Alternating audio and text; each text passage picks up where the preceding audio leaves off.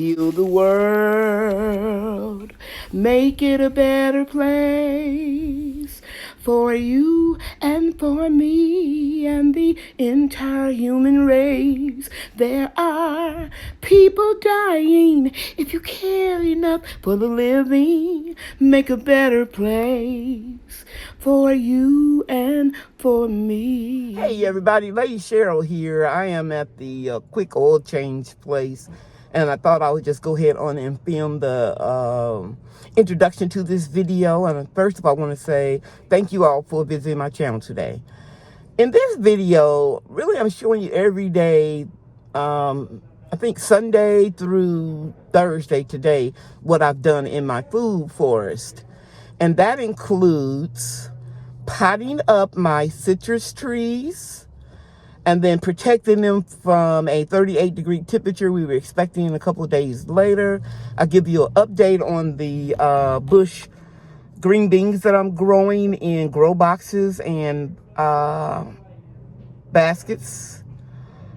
And let's see what else. Oh, yeah, the big project I worked on is getting rid of all the weeds at the back of my greenhouse in front of 2 of my apple trees. And I restake them, and I give you some, I think good tips on how to restake your trees. Okay, let's get started with this video. Hey guys, it's Saturday morning. It's a little cooler. You can see this is the outside of my fence in my driveway, and my muscadines are putting on grapes, muscadine grapes. And guys, sometimes life gets in the way and you don't get a chance to do all the things that you intended to do. And I didn't get a chance to take all the muscadines off and put them on the cattle panel because they spread more than I thought they did because I hadn't grown them before. As you can see over here, the Concord grapes are pretty much secure and they're staying on the trellis. Let's go in and sit closer so you can see those delicious grapes. They are delicious, trust me. So anyway, they're on the other side of the fence inside of my yard. But this has just spread it like crazy, and it's doing the same thing on the other side. So I'm going to take these heavy-duty zip ties. Maximum strength. They hold a lot of weight and they don't deteriorate even in real low temperatures. So I'm just going to take these zip ties and secure these vines to other vines that are already here. I could put some nails in the fence or do something. I don't want to do all that. I'm just going to go ahead on and just try to bring them up and secure them with the other vines. It's real windy out here, so I'm going to do this real quick and then I'll come back and just show you. Look how long that's grown down. And since it's loaded with grapes, I need to go ahead on and take care of this. Okay, I'll be back. Okay, as you can see here, I kind of pulled them up some. I'm not trying to stop the birds or the squirrels from getting them. I just didn't want them to just be hanging all down on the ground because I know I have to share. I'm learning the more that I garden, it's about a ecosystem. Everybody has to survive. Now, pieces like this, I did try to secure it. I'm going to prune it off. As long as they're hanging all down on the ground. And I'm putting this, I can't get that all the way back in. So I'm just going to prune it off. And I'm going to prune this off too. Okay, on to another project. It looks like we're going to have a good year for strawberries. As you can see here and here. I'm going to harvest these before the cooler weather comes in on, I believe it's Wednesday. Temps are supposed to get around 39 degrees, which this will be fine. Let me show you right here. That's an artificial, of course, strawberry. And there's an artificial one here. And in this tray, I have an artificial one. I bought these about 3 years ago from a merchant on eBay. And they're just painted rocks. And the owls are decoys for the birds. And we just hope that they don't come and eat our strawberries. And we put these imitation ones here so that if they spy the red and they get past all of the owls and they peck on it, then they may not come back because they think all of these are phony. Okay? And I was going to cover them up again with more straw because of the cool front that's coming in, but I decided not to because I was thinking about my refrigerator. When I put strawberries in the refrigerator, they don't freeze, and I keep the temperature at 40 degrees. So that's just a couple of degrees colder than what the refrigerator is, what the weather is supposed to be. So I'm not going to cover them. They're pretty secure. And we have more strawberries in other grow boxes. I have one right there in the middle of those two where the beans are coming up nicely. And then I have strawberries in that one right there. And so they'll be fine. But let's take a look at the beans and give you an update on the bush beans that I'm growing. Before I show you the, let me go back out. Before I show you the bush beans, I want to show you all of the strawberries are growing in here. Really nice. And then we have lettuce over here, Swiss chard and zinnias, and that's a pretty one.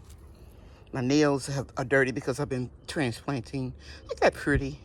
So here are the beans that Chewy and I transplanted the other day. They're coming up, and more will be coming up. Probably one right in here because it's kind of raised. Yep. You can kind of tell after you've done it for a while, guys. Let's go closer.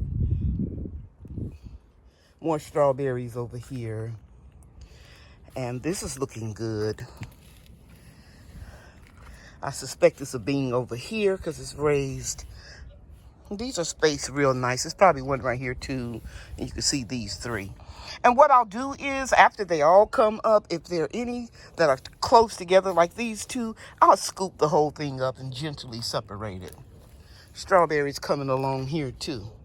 Yeah, so I just want to let you see what the food forest, some of the things that's growing in the food forest and garden before the freeze, and then I'll compare it to how it looks after the freeze, okay? I don't know if you all remember these collard greens that was growing up in this bed after I left some of the roots in here to decompose. And it's grown tremendously, and I'm going to wait until after the cold front, and I will harvest these and cook them because they'll be a little sweeter once it gets a little cooler. And I need this space to put a pepper plant in. Okay. Now, a lot of people in my gardening zone don't plant their seedlings out real early like I do. These were transplanted in March. And they took a beating every time it got real cold. But as you can see, they bounced back. And I'm not going to prune them or anything until a couple of days after the cold front. I'll get those little small leaves on the bottom that are growing because I don't like anything to touch the soil. So we'll show you up after a couple days after the cold front, and that'll probably be like Friday or Saturday. I told you all a few weeks ago I thought I had more dahlias in these little pots that I stored for the winter or put up for the winter. I found them the other day in the grow room. So here are 2 more dahlias. I'll put them in a separate container after the cold front. And I've decided to go ahead and put the citrus trees in these square boxes where my other trees were. I know that these roots are real shallow, but this just makes a better container because they sit up on feet. See right there? And they drain easily. Let me try to go down here so you can see it. Yeah. So they're off the ground and they drain easily in these pots, especially with all the rain we received and the rain we're going to continue to get during the spring. I'm going to go ahead on and transplant these, and I will bring them in the house during the cool front because the cover is off of the greenhouse. But as I was saying about how I plant things earlier than most people, that's because I put a fan on my plants. while they're in the house. I try to get them ready for the outside environment.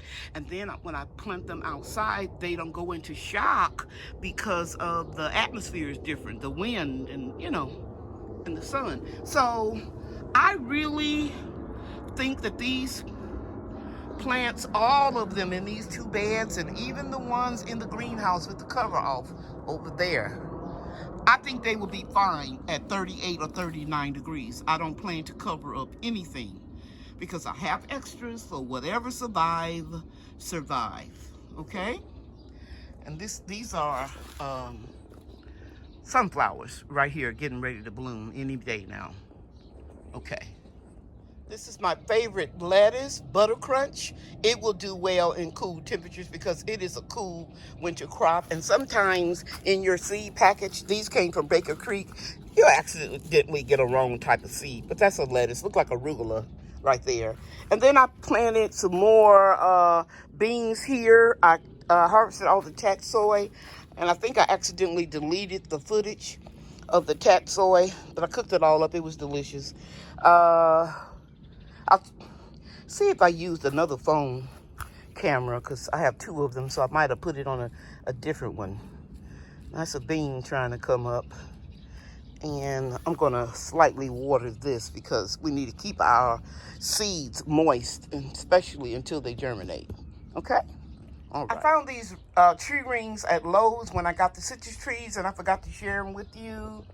They were on sale for $9.99. They were 1/3 off, and I picked up 2 of them. I'm going to show you where I'm going to put them in a very weedy area. So this is the area right here.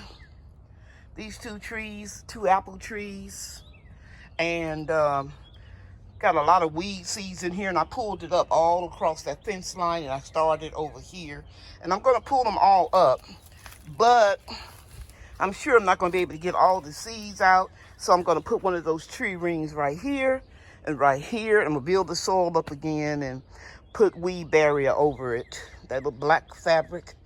And hopefully I can keep these weeds out.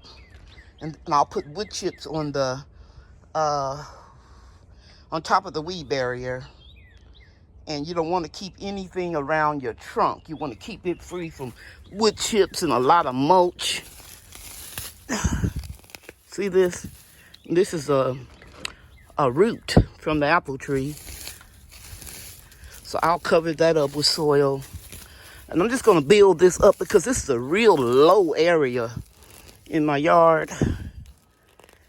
And I'll come back and I'll show you the after, okay? When I get finished. Because I know you don't want to watch a long drawn out video watching me pull weeds and lay down barrier and shovel wood chips. Because you've seen me do it before. So I'm just going to get these roots out the best the way I can. And they're not hard to pull out of wood chips. I've said that before. But some of them are going to grow back. But if I get a cover of wood chips and over here deep enough, that'll slow them down some. Okay? I'll be back when I'm done. And don't forget, I'm going to put a tree ring here and a tree ring over there. Here are the tomatoes in the greenhouse. And they're growing really big. And you know how I do. I like to get down here and get low so you can see them. They're growing up, and all of them have little tomato blooms or baby tomatoes on them. Okay? They are doing very well. I have a mystery plant right here, and I didn't sow any seeds out here, so it's a volunteer. I got an idea what it is. If you guys think you know what it is, let me know in the comments. I'm happy to see a ladybug right there, because when you release them, I don't know about you all, but I'll be happy to see them pop up all around the garden and the food forest.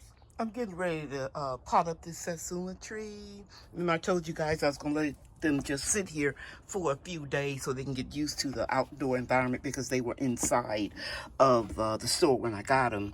And you can see these old pots here, they are cracked. Well, this one is.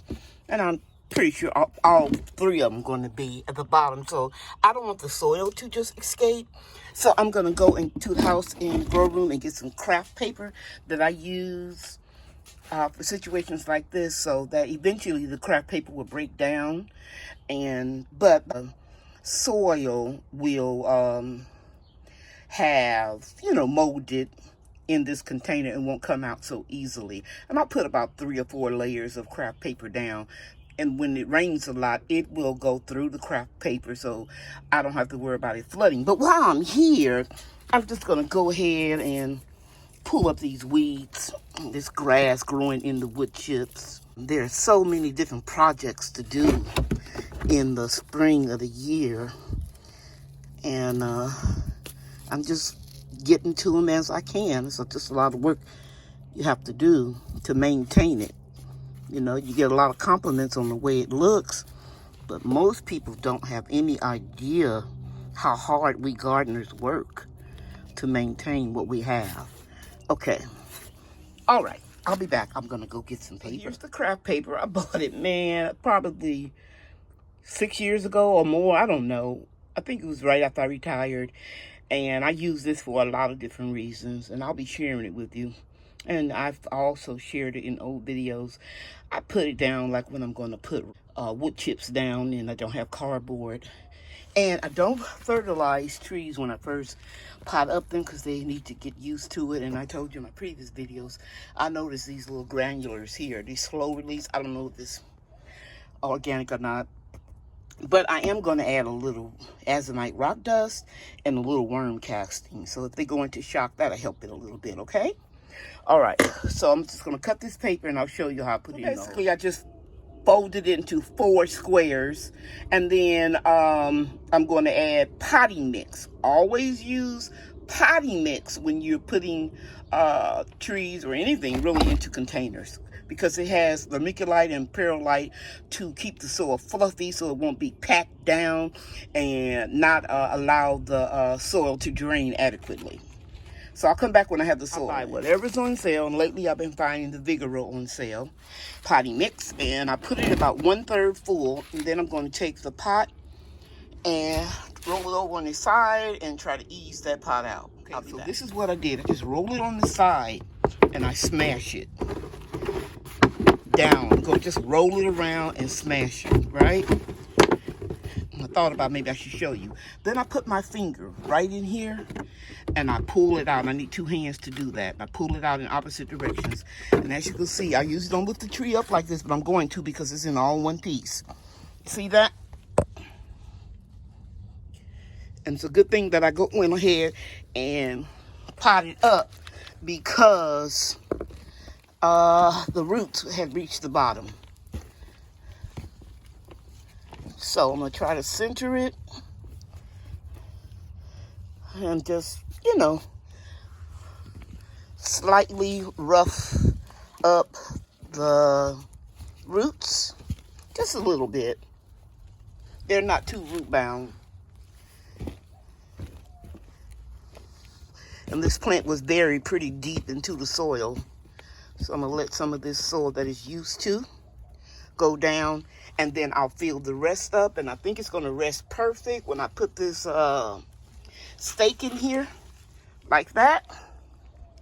I think it's going to be perfect. And I'll come back and let you see. Okay, so I have the tree in. It's straightened up pretty good, and you notice I don't have this stake anywhere near the roots, so it won't be messing with them. But the roots are very, very small. Citrus trees have small roots. They're not like regular fruit trees. And I still have room.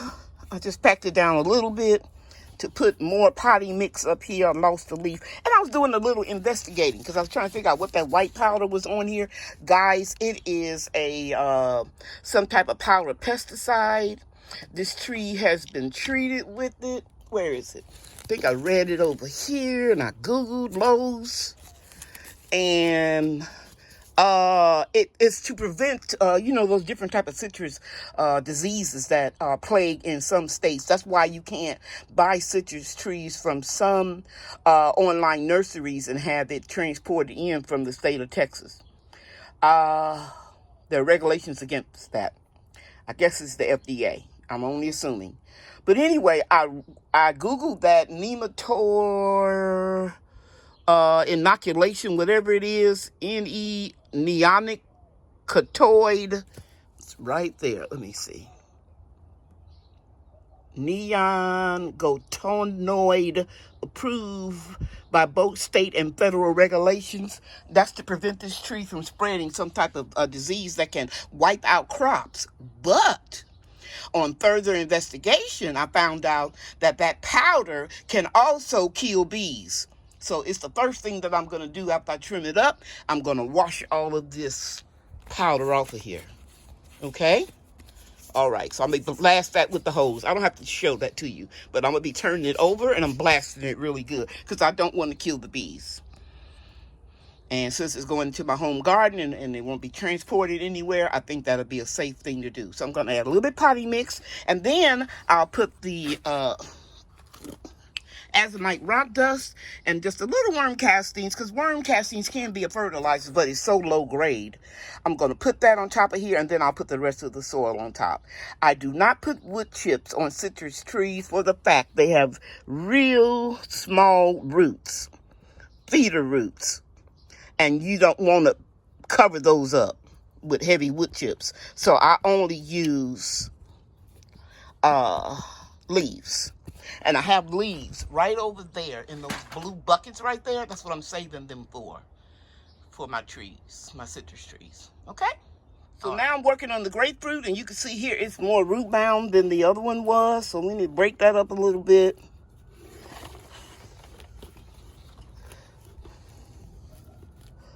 It can lose some roots. It can separate a little bit. Okay, I'll turn it up and then I'll fill it up. I just want you to see. You can't treat them all the same. Sometimes you have to break the roots up a little bit more because they'll be more compacted and more root bound. Now I'm going to slowly water these trees. And we know that the potting soil is going to sink down some. And I might have to add a little bit more before I put the leaves on the top, but I'm just going to take my time and slowly water them, okay? And I should have pulled this tree out some because I splashed soil on my cover right there, but that happens sometimes. I'll have to take them off and wash them anyway for the new season. So I'm just going to slowly water. And I got this down as far as I could. These feeder roots right here were just too close to the top. I would have to take all the soil out to get it all the way down in this grapefruit tree. But it'll be okay because I'll put leaves around it. Okay, that'll be it. So, guys, you can see I say that all the time. So, guys, but you can see I washed the leaves off pretty good. They should be okay. I don't want to kill any bees. They should be okay. And notice that I put all of the stakes way away from the root ball. Okay? And that one too. All right, let me clean up out here. Houston, we have tomatoes. Let me go in closer so you can see them right there. Leaves are in the way. But there are 3 tomatoes right there in the center of the screen. It's very exciting. We have tomatoes. Houston, we have Texas star hibiscus peeping through our tea bed that's surrounded by a sea of mint. Let me go closer so you can see those beautiful leaves. And the flowers will be coming in May. All right. I take the flowers and dehydrate them and make tea out of them, and it has been known to stabilize or lower your blood pressure. Okay, so it's Wednesday morning. It's currently 40 degrees. The low temperature was 38. The only thing I was really concerned about was the beans that had just germinated, and they had a little windbreak between these fruit trees here and the trees back in this area. So I think the microclimate helped them. They're doing pretty good. So I'm happy about that. And you can see I'm just removing some of the soil around them. It's going to warm up to 60 something today. I think about 63. It'll be 80 in a couple of days. So everything is looking good. Like I said, that was the only thing I was concerned about. And as long as it's not freezing, then everything will be fine. And it wasn't freezing. So yeah, I'll come back out a little bit later and share everything with you. But if you get your plants out early and get them acclimated to the wind, starting when they're seedlings, they just do better. So I think everything is going to be fine. We're going to have tomatoes soon. Tomatoes are all over, blooms are all over these plants, and some of them have little tiny tomatoes. Now let me go check out the greenhouse. Everything is looking good. I don't see any damage to anything. We'll know in a few hours, actually a day or so. I kept the greenhouse cover with the windows slightly raised on both sides and the back cover, and that might have kept it, I know it kept it warmer in here. So everything is looking good. I'm gonna be perfectly honest with you. I forgot to bring these peppers in. These little pepper seedlings that are taking forever to grow, but I know once they take off, they'll be fine. And they even look okay. Yeah, I don't see any damage. It wasn't cold enough, in my opinion, to really be that concerned. I'm in the prayer garden, and I want to show you something. Look right there. My finger is. You remember all those banana plants that I thought were dead? And to be honest with you, I wasn't even concerned that they were dead, because as you can see, two of them are surviving. And it may be some more that'll pop up through here. Only the strong survive. But you guys know that I didn't get hardly any bananas. To me, it just wasn't worth all my time, effort, and water. So if these two make it, I'm not going to worry about trying to get them to produce bananas. They'll just give a tropical feel to my little prayer area here, my paradise. And I wanted to share that with you all this morning. So the only thing I covered was my citrus trees right here. I didn't worry about this one over here. But I did cover my Miho Satsuma, my Awarian Satsuma, my Lisbon Lemon, and my Pomelo Grapefruit. I did cover them with this blanket right here, just to give them a little protection. Now I'm taking it off early so that it can get the sun and warm up. Everything looks good, guys. Everything looks fine. I'm grateful. Okay, let me go back out so you can get a better look. All the blooms are still here, and I think this will be the last time that I have to not worry, but take a precaution on anything. Okay, YouTube family, it's early Thursday morning, and I'm going to finish this project over here. If you notice, I put more carpet squares along the fence, pulled up the weeds and put them there and there. They have a lot of seeds. I'm not going to use them in the compost. I have this heavy-duty weed-out black fabric that has little prick holes in it so that the water can go in, but it will suppress weeds at the same time. I purchased it on eBay, a merchant there. It's supposed to be real heavy-duty, and I believe it is because it's been sitting out in the elements for 5 years. I put a stake right over there to kind of pull that tree back a little bit closer, those two apple trees. Eventually, this plum tree right here is going to be moved So it'll just be these 2 apple trees back here. And I have these little stakes. I gotta go in my storage room in the house and find them. I think they're about 6 inches, and this will help keep the paper intact until I can put a little bit more potty mix and bad compost, black cow, and then I'm going to spread wood chips. That's my project for today. It's going to rain tonight, so I'll come back and let you see the finished project, either in this video if it's too long, or the next video. Okay? Okay guys, I have this outlined pretty good. As you can see here, I try to cover up all of the bare soil. Let me show you this real quick right here. Don't be discouraged when your fruit drops, because it'll still be a lot left that you can harvest, and each year the harvest get better and better. Okay, just showing you that over here too.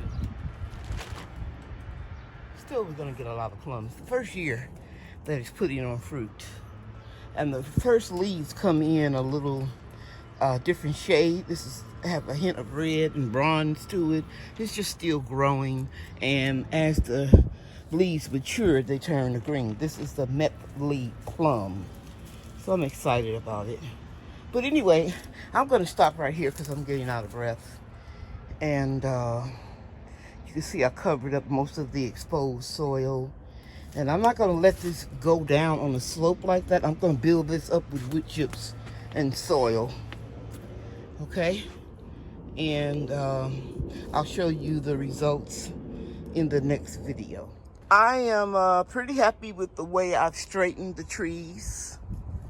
They're like children.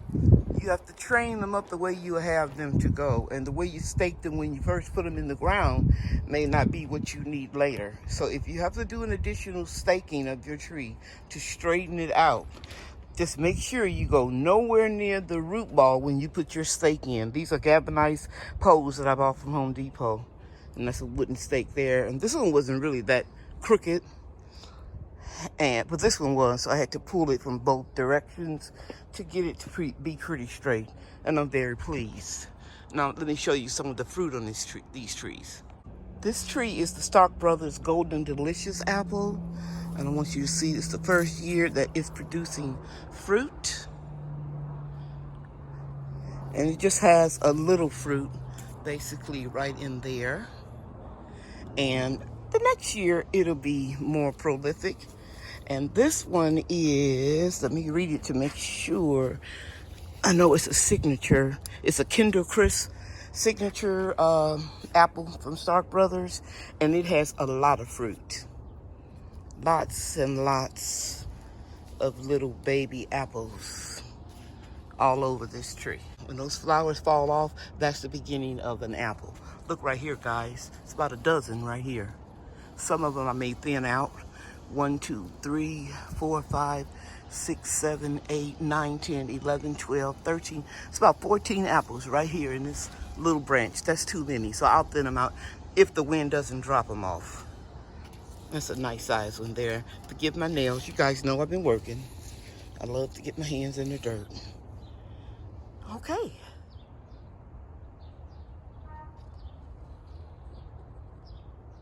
All right.